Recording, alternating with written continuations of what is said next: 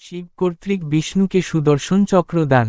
প্রজাপতি কশ্যপের প্রথমা পত্নী অদিতির গর্ভে জন্মগ্রহণ করেন দেবতাগণ এবং দ্বিতীয়া পত্নী দিতির গর্ভে জন্মগ্রহণ করেন অসুরগণ।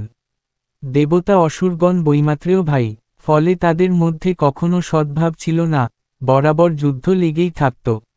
বর্তমান জগতেও ধার্মিক এবং অধার্মিকের মধ্যে দ্বন্দ্ব লেগে আছে।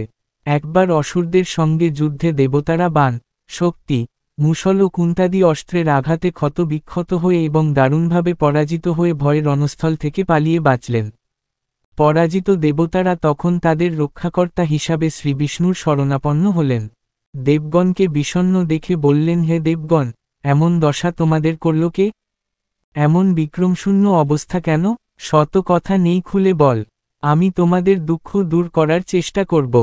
এই আশ্বাসবাণী শুনে দেবতারা তাকে প্রণাম জানিয়ে সব কথা খুলে বললেন। হে ভগবান, আপনি আমাদের গতি, এ জগতের কর্তা।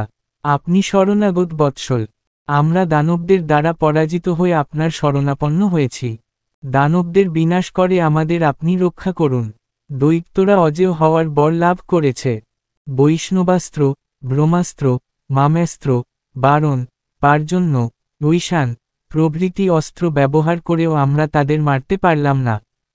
হে দেবেশ, আপনার সূর্যমণ্ডলে উৎপন্ন যে চক্র দ্বিজ মুনিকে নিক্ষেপ করেছিলেন, সেটি সেই মুনি কুক্ষিগত করে রেখেছে। দণ্ড, ধনু প্রভৃতি আপনার অস্ত্রগুলিও দৈত্যগণ লাভ করেছে। তাহলে এখন ওই দুষ্ট দৈত্যরা বিনষ্ট হবে কিভাবে? দেবাদিবের মহেশ্বর জলরাসুরকে বিনাশ করবার জন্য সুতীক্ষ্ণ এক সুদর্শন চক্র সৃষ্টি করেন। আপনি যদি সেই চক্রটি লাভ করতে পারেন তবে এর দ্বারা দৈত্যের বিনাশ করতে পারবেন।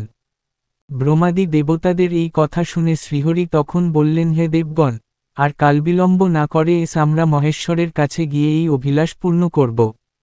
সেই সুতীক্ষ্ণ সুদর্শন চক্র লাভ করে অসুরগণকে সবান্ধবে নিধন করে তোমাদের পরিত্রাণ করব।